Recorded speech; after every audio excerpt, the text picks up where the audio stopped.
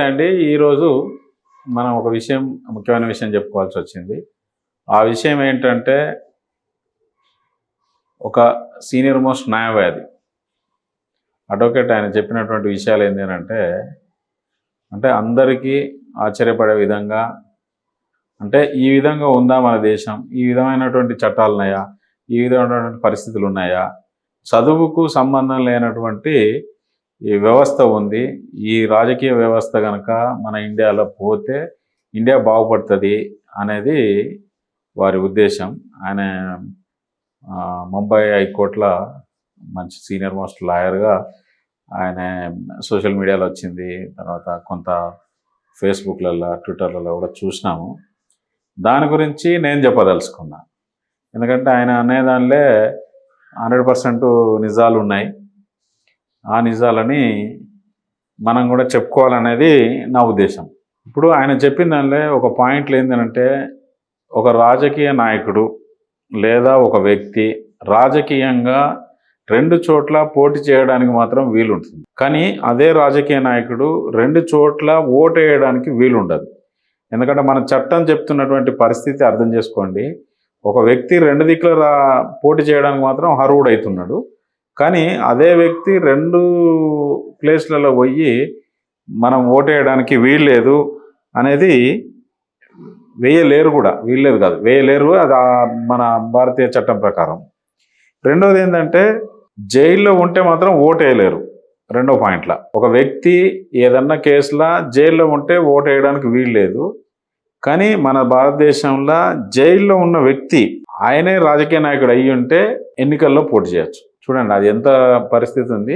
ఒక వ్యక్తి జైల్లో ఉంటే మాత్రం ఓటు వేయడానికి వీల్లేదు. అదే రాజకీయ నాయకుడు జైల్లో ఉంటే మాత్రం పోటీ చేసి ఎన్నికల్లో గెలుస్తాడా ఓడతాడా తర్వాత విషయం, కానీ ఎన్నికల్లో పోటీ చేయొచ్చు. ఇది మన భారతదేశం కల్పించినటువంటి పద్ధతి. ఇంకో విషయం ఏంటంటే, ఏదైనా వ్యక్తి ఒక పోలీస్ కేసుకు అయ్యి, లేదంటే ఏదైనా క్రిమినల్ అఫెన్స్ లేదా సివిల్ అఫెన్స్ జరిగి ఆయనే జైలుకి వెళ్ళినట్లయితే ప్రభుత్వ ఉద్యోగానికి అర్హుడు కాదు. చూడండి ఎంత మంచిగా ఉంది ఇది. ఒక వ్యక్తి ఏదైనా కేసులో జైలు పాలైతే ప్రభుత్వ ఉద్యోగికి అర్హత ఉండదు, ఆయనే ప్రభుత్వ ఉద్యోగికి ఎలిజిబిలిటీ కాదు. కానీ అదే వ్యక్తి అత్యాచారానికి పాల్పడి హత్యలు చేసి మానభంగాలు చేసి లేదా ఎన్నిసార్లైనా జైలుకి వెళ్ళిన వ్యక్తి ఎమ్మెల్యే కావచ్చు, మంత్రి కావచ్చు, రాష్ట్రపతి కూడా కావచ్చు, ప్రధానమంత్రి కూడా కావచ్చు. అట్లాంటి ఆ వ్యక్తి అంటే ఒక వ్యక్తి జైలుకి వెళ్తే మాత్రం ప్రభుత్వ ఉద్యోగానికి అర్హుడు కాదు. కానీ రాజకీయంగా వాళ్ళు ఏం చేసినా అర్హుడు. ఇది మన చట్టం. ఏదైనా వ్యక్తి ఏదైనా ఉద్యోగం పొందాలంటే మినిమం గ్రాడ్యుయేషన్ డిగ్రీ పూర్తి అయ్యి ఉండాలి. కానీ అదే వ్యక్తికి చదువు లేకుండా, ఏమి అర్హత లేకుండా ఎమ్మెల్యే కావచ్చు, విచిత్రం ఏంటంటే విద్యాశాఖ మంత్రి కూడా కావచ్చు, లేదు ఆర్థిక శాఖ మంత్రి కూడా కావచ్చు భారతదేశానికి. కానీ దానికి విద్యా అర్హతలతో మాత్రం ప్రమాణం లేదు. అంటే మన భారతదేశ చట్టాలు ఆయన చెప్పినట్టు పాపం ఆయన బాధని ఆయన అటువంటి సూచనల్ని యువతకు అందియాలనే తపనతోని ఆయన ఈ పని చేస్తూ ఉన్నాడు.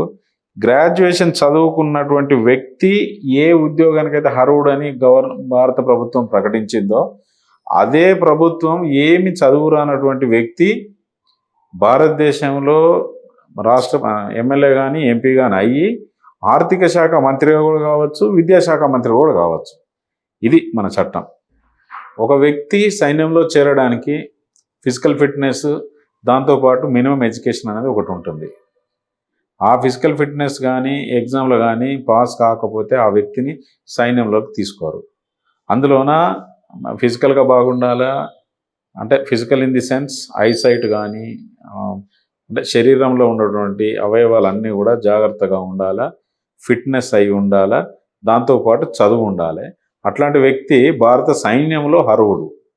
కానీ ఇక్కడ విడ్డూరం ఏంటంటే, ఇదే భారత సైన్యానికి అంటే డిఫెన్స్ మినిస్టర్ అంటాం, రక్షణ శాఖ మంత్రి అంటాం కదా, అదే రక్షణ శాఖ మంత్రిగా అర్హుడైనటువంటి వ్యక్తి చదువు లేకున్నా ఏం లేదు, ఫిట్నెస్ లేకున్నా ఏం లేదు, కుంటివాడైనా గుడ్డివాడైనా చదువు లేకున్నా డిఫెన్స్ మినిస్టర్ కావచ్చు. దీన్ని బట్టి మనం అర్థం చేసుకోవాల్సింది ఏంటంటే, చదువు కంటే ముఖ్యం మనం ఇట్లాంటి చేయడం ముఖ్యమా అన్నట్టు భారత చట్టం చెప్తుంది. మరి ఈ చట్టాలు మారతాయా? మారవా చూడాలి. ఎందుకంటే 78 సంవత్సరాల మన భారతదేశం ఇండిపెండెన్స్ చేసుకుంటా ఉన్నాం. 78 సంవత్సరాలు జరిగినా కూడా మన చట్టాలు, మన మార్పులు ఎంతవరకు అవుతాయి, ఎంతవరకు కావు అనేది ఆయన చెప్పినట్టు ఆయన బాధని మనం చెప్తున్నాం. కానీ ఎంత విడ్డూరంగా ఉంది చూడండి. ఒక సైనికుడు కావాలంటే మాత్రం అన్ని రకాల టెస్టులు ఉంటాయి. అదే సైనికులకు రక్షణ శాఖ మంత్రిగా ఉన్నట్టు మాత్రం ఇలాంటి అర్హతలు లేవు. మన భారత ప్రభుత్వం కల్పించినటువంటి పద్ధతి. ఫిట్నెస్తో పాటు ఆయన రన్నింగ్లో గెలవాలా, లేకపోతే ఎగ్జామ్లో గెలవాలా, ఈ పోటీ ప్రపంచంలో గెలవాలా. కానీ అట్లాంటి ఏం లేకుండా మాత్రం రక్షణ శాఖ మంత్రి కావచ్చు. ఒక వ్యక్తి మీద వేలాది కేసులు ఉండి అవి క్రిమినల్ అఫెన్స్, సివిల్ అఫెన్స్ ఎన్నైనా ఉండొచ్చు.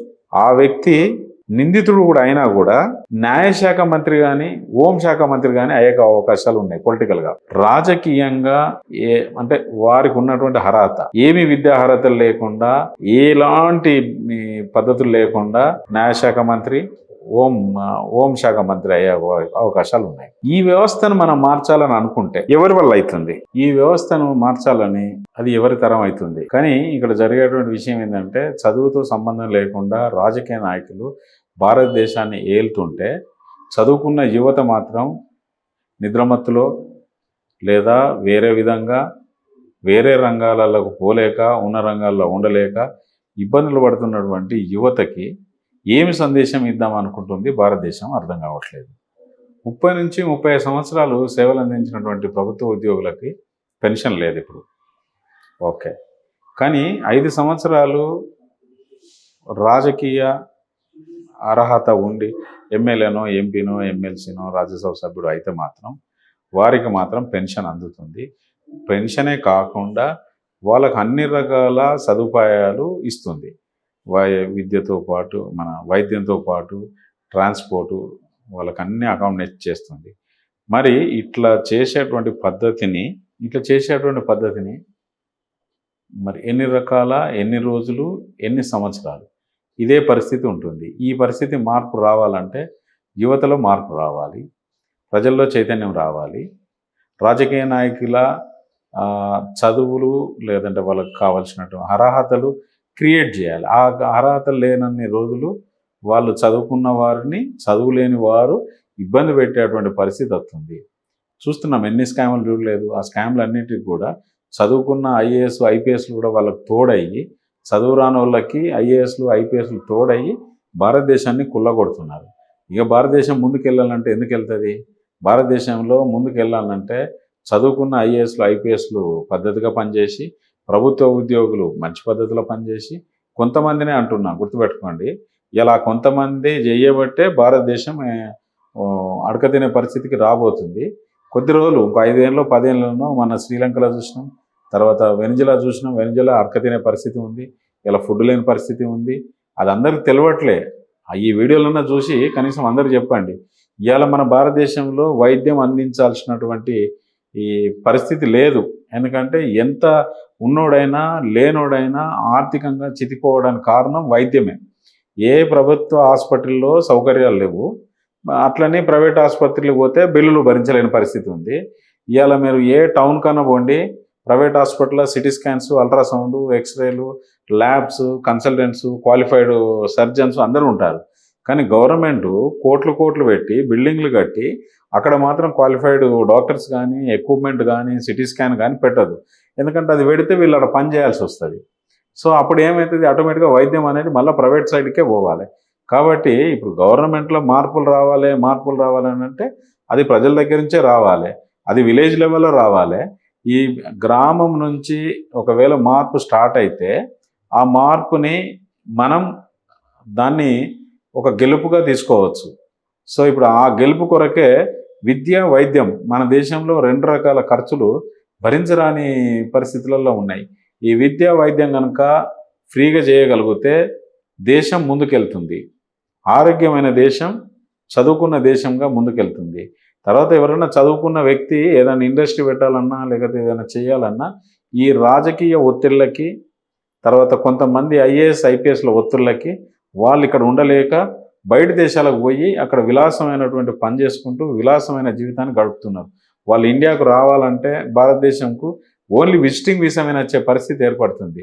చదువుకున్నది మన దగ్గర, పుట్టి పెరిగింది మన దగ్గర, చేసి సుఖపడేది మాత్రం బయట దేశంలో. ఇలా బయట దేశంలో పోయే పరిస్థితి ఎందుకు వస్తుంది అనేది ఈ రాజకీయ నాయకులకు అర్థమైద్దా అర్థం కాదా తెలియదు. దయచేసి చెప్తున్నా, ఇప్పుడు మన హెల్త్ ఇండియా ఛానల్ నుంచి నేను మాట్లాడేది ఏంటి అంటే, మన హెల్త్ ఇండియాలో జరిగేటువంటి హెల్త్ రిలేటెడ్ కానీ ఇట్లాంటి వాతావరణం ఉంటేనే హెల్త్ మంచిగా ఉంటుంది.